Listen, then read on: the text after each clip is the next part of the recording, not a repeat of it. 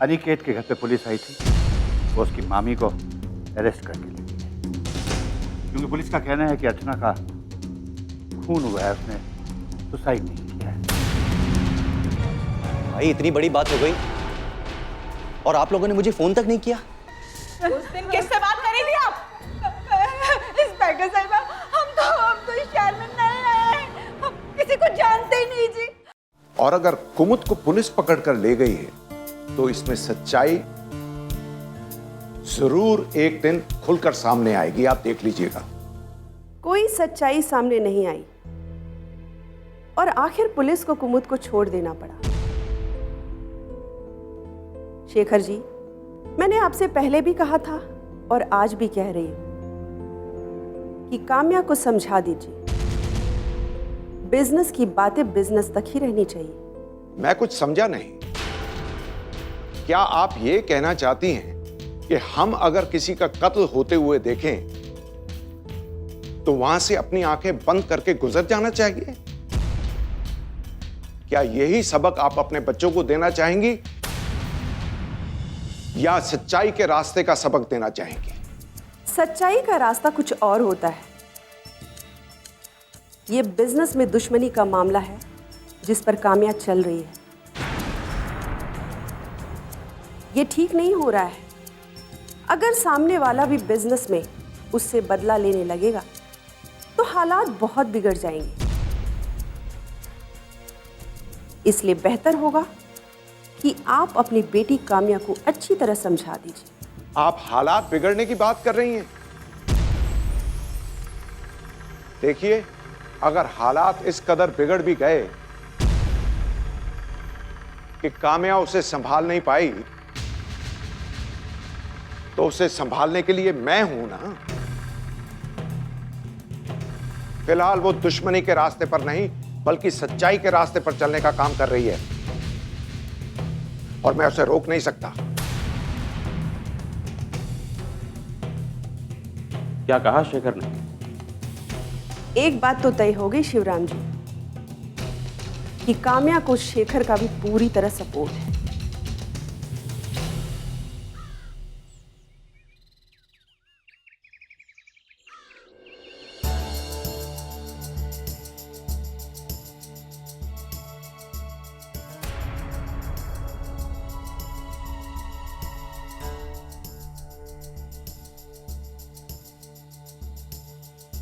पापा, क्या बात है? आप इतने गुस्से में क्यों हैं? जब बातों से बात नहीं बनी तो अभी धमकियों का सहारा लिया जा रहा है। ये क्या कह रहे हैं आप? हाँ, अनिकेत ने तुमसे कहा, तुम नहीं माने। श्वेता ने जाने से मना कर दिया और अब मीनाक्षी का फोन आया, कह रही थी तुम्हें रोकूं। ओह, अगर सही मायने में देखा जाए तो तुम दोनों की कोशिश आज नाकाम साबित हुई है। क्या? पर क्यों पापा? पुलिस कुमुद को पकड़कर तो ले गई पर आखिर उसे छोड़ना पड़ा। तुम समझ सकती हो, पूरा मामला कल तक जहां था आज भी वहीं है। नहीं, ये मामला खत्म नहीं हो सकता क्योंकि मैं जानती हूं कि मैं सच्ची हूं। मैंने अपने कानों से सुना था। इस बात का खुलासा करने के लिए चाहे मुझे जो कुछ भी करना पड़े। दीदी, इस काम में मैं पूरी तरह से आपके साथ हूं। श्वेता, तुम अच्छी तरह जानती हो कि दामोदर जी और उसके बेटे पैसे और ताकत के दम पर कुछ भी कर सकते हैं और उनसे लड़ने के लिए सबसे पहले तुम्हें अपने आप को इस काबिल बनाना पड़ेगा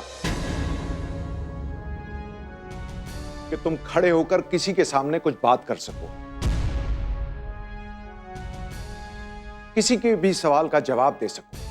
मैं कुछ समझी नहीं। तुम जो कुछ करना चाहती हो, काम्या उस मकसद को अंजाम देने में लगी हुई है। मैं चाहता हूं कि तुम अपनी एजुकेशन कंप्लीट करो। क्या मैं अब पढ़ूंगी? बेटा, शिक्षा के लिए उम्र का कोई बंधन नहीं होता। शिक्षा कभी भी ली जा सकती है और तुम्हें तो अपनी एजुकेशन कंप्लीट करनी चाहिए क्योंकि उम्र बहुत लंबी है। जिंदगी में कामयाबी और तरक्की की पहली सीढ़ी है शिक्षा। आप बिल्कुल ठीक कह रहे हैं पापा। मैं भी यही सोच रही थी कि दीदी की एजुकेशन को कंप्लीट कराया जाए। इस माहौल में तो श्वेता की एजुकेशन पॉसिबल नहीं है। मैं चाहता हूं कि तुम इसे इस शहर से कहीं बाहर भेज दो, ताकि ये अपनी एजुकेशन कंप्लीट करके वापस लौटे। ठीक है पापा, मैं इसकी तैयारियां आज से ही शुरू कर देती हूँ।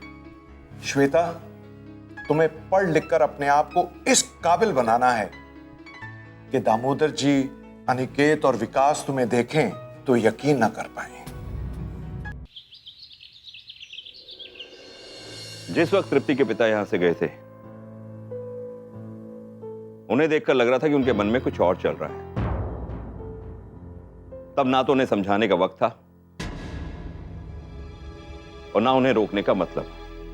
जाने दो मां, तुम ही कहती हो ना कि रिश्ते आसमान में बनते। अगर ये सच है तो फिर ये रिश्ता होना ही नहीं था, इसीलिए टूट गया। जाने दो मां, भूल जाओ इस रिश्ते को। नहीं भूल सकती, नहीं भूल सकती मैं। ये जो कुछ भी हुआ है ना, उस श्वेता की वजह से हुआ है। जाते जाते भी वो मेरे घर में तबाही का बीज बो ही गई। मां, किसी को दोष देने का कोई मतलब नहीं है। सच तो ये है कि मैं शादी करना नहीं चाहता। वो तो आप लोगों ने जोर जबरदस्ती की, इसलिए। सच्चाई तो ये है कि मैं दूसरी शादी नहीं करना चाहता। नहीं अनिकेत, शादी तो तुम्हें करनी ही पड़ेगी। मां, मेरी जिंदगी का सहारा है ना मेरी बेटी, मेरी डॉली। मैं उसी के सहारे जी लूंगा।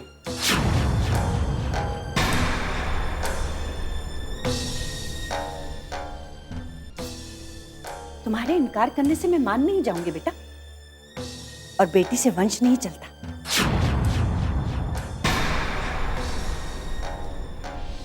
वंश चलाने के लिए बेटा चाहिए होता है, बेटा। तुम्हारी इस घर में अब कोई जरूरत नहीं है।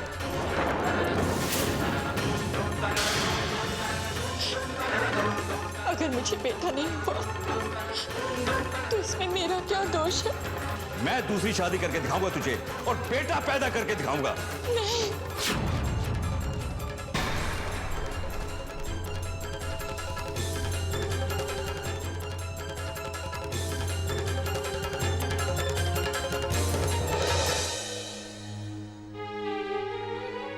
मां, जमाना बदल गया। आज लड़के और लड़की में कोई फर्क नहीं रह गया। आज की तारीख में अगर किसी चीज की जरूरत है तो वो है अच्छी परवरिश, और लड़कियां भी आसमान को छू रही। आप हैं कि आज भी वही पुरानी सोच लेकर बैठे। मेरी पुरानी सोच को तुम बदल नहीं सकते अनिकेत। बेटियों को पूरी उम्र अपने सहारे के लिए माँ बाप अपने पास रख सकते हैं? नहीं। क्या बेटी अपने माँ बाप की अर्थी को कांधा दे सकती है? नहीं। क्या बेटी अपने माँ बाप की चिता को आग दे सकती है? नहीं बेटा। शास्त्रों में जो लिखा है उसे ना तो मैं बदल सकती हूं और ना तुम। बेटी को पाल पोसकर बड़ा किया जाता है, फिर उसे डोली में बिठा करके दूसरों के पास भेज दिया जाता है। और बेटा पूरी उम्र अपने माँ बाप के पास उनका सहारा बन के रहता है। तेरी शादी चाहे जहां भी हो अनिकेत, दूसरी शादी तो तुझे करनी ही होगी। माँ, आपको इस खानदान के लिए एक वारिस चाहिए ना, तो आप विकास की शादी क्यों नहीं करवा देती? विकास की शादी तो होगी बेटा, पर उसे जो औलाद होगी वो उसकी औलाद कहलाएगी, तेरी नहीं। और मैंने दो बेटे इसलिए पैदा नहीं किए कि मैं एक बेटे के पोते के साथ खेलूं। पहले तेरी शादी होगी। अगर विकास की शादी हो गई तो इसी तरह घर में बैठा रहा तो लोग मुझ पर हंसेंगे। नहीं अनिकेत, शादी तो तेरी होगी, और ये मेरा फैसला है।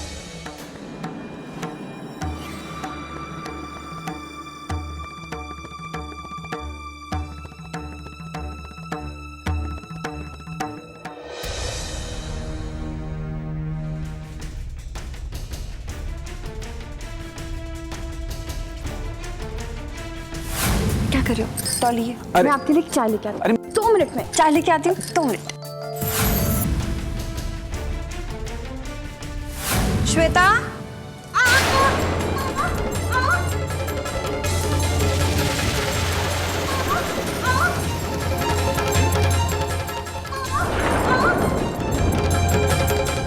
अर्चना, अर्चना,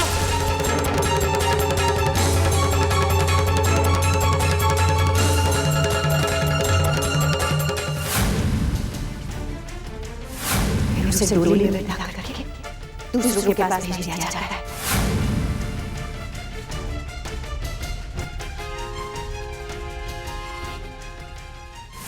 क्या बेटी अपने माँ बाप की अर्थी को कांधा दे सकती है? नहीं।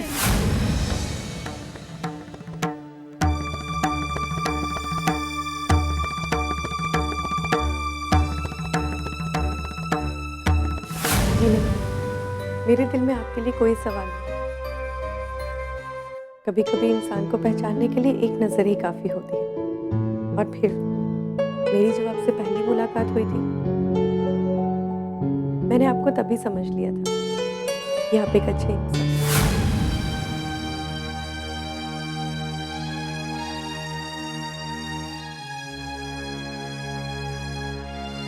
आपके मन में तो मेरे लिए आज आदर पैदा हुआ, लेकिन मेरे मन में आपके लिए आदर तभी से ही पैदा होते हैं।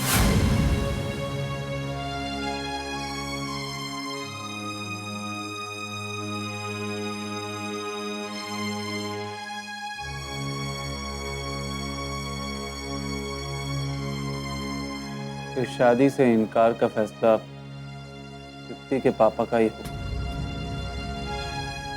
क्योंकि मैंने तृप्ति की आंखों में देखा था। उसकी आंखों में मुझे लेकर सपने थे, खुशी थी। और जब वो इस शादी को लेकर इतनी खुश थी तो इसके टूट जाने की वजह से बहुत दुखी हो गई। क्या बीत रही होगी उसके दिल पर, क्या सोच रही होगी वो। कल तक जिस दिल ने इतने सपने देखे वो आज एक कांच की तरह टूट कर बिखर गया। और मैं उसके लिए कुछ भी नहीं कर सकता। उसके पापा का ये फैसला बदल नहीं सकता, उसके आंसू पोंछ नहीं सकता।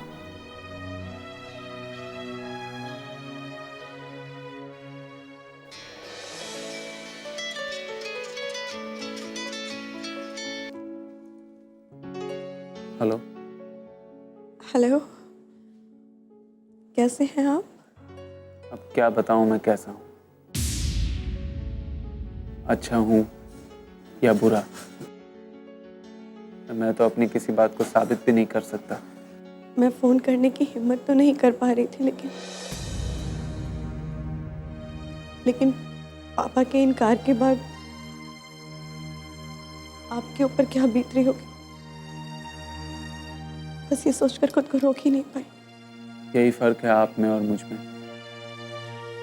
मैं चाहकर भी आपको फोन करने की हिम्मत नहीं कर पाया और आपने फोन कर दिया। लोग सही कहते हैं, ईश्वर ने औरत को हर मामले में ज्यादा क्षमता दी। खैर छोड़िए इस बात को। और घर में सब कैसे हैं? क्या बताऊं, इस इनकार के बाद किसी की हालत बयान नहीं की जा सकती। पापा बहुत दुखी हैं। हम सबको ऐसा लगता है कि हम खुद ही अपनी नजरों में गिर गए। हमने तो कुछ किया भी नहीं और फिर भी ऐसा है कि शायद किसी भरी सभा में हम सबको गुनहगार साबित कर दिया गया। आपके पापा के इस इनकार की वजह से तो ऐसा ही लगता है कि वो हमें गुनहगार समझते हैं, शायद अर्चना की मौत का जिम्मेदार भी। नहीं अनिकेत, इस इनकार के पीछे सिर्फ यही कारण नहीं है, बल्कि एक बाप का डर है, एक पिता की फिक्र कि जिस घर में उसकी बेटी शादी होकर जा रही है, क्या उस घर में वो खुश रह पाएगी? कभी कहीं उसके सुहाग पे कोई मुसीबत आ गई तो? बस यही सब सोचकर पापा ने इस रिश्ते से इनकार कर दिया। हो सकता है, या हो सकता है कि शायद इसे ही नसीब कहते हैं। ऐसे ही मामलों को देखकर लोगों ने कहा है कि किनारे तक पहुंचकर डूब जाना ही कुछ लोगों का नसीब होता है। शायद यही सच है।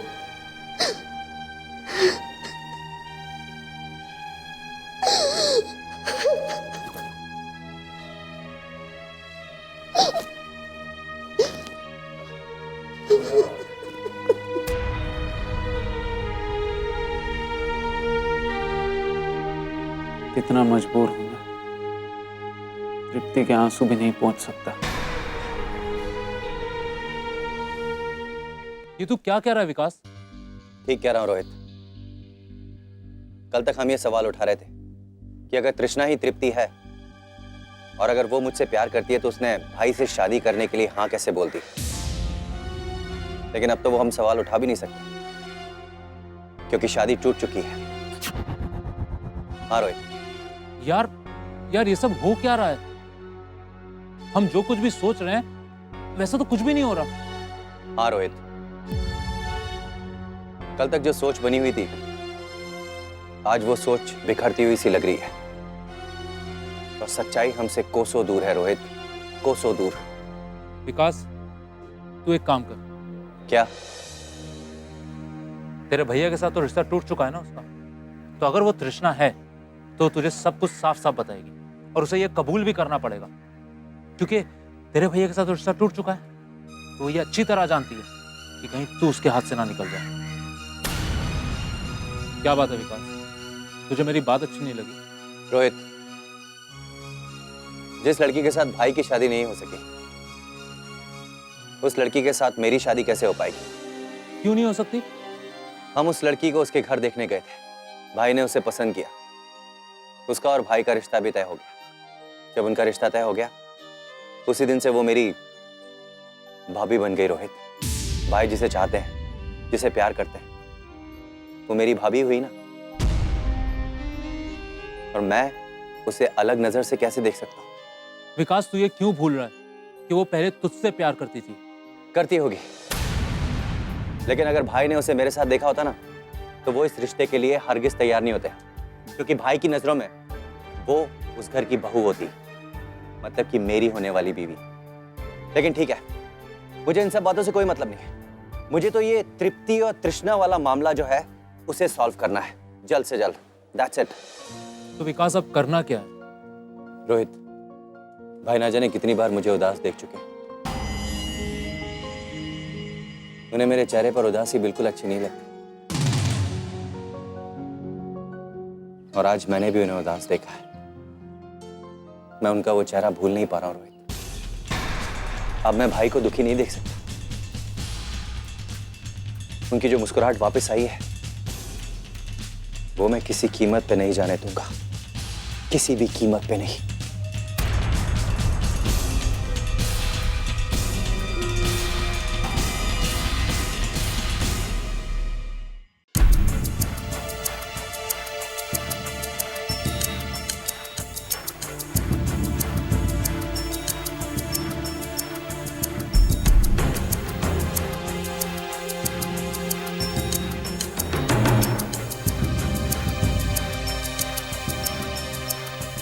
हेलो।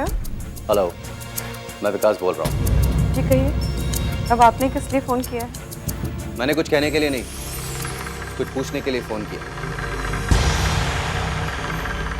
कि आखिर ये सब कुछ जो हो रहा है उसकी वजह क्या है?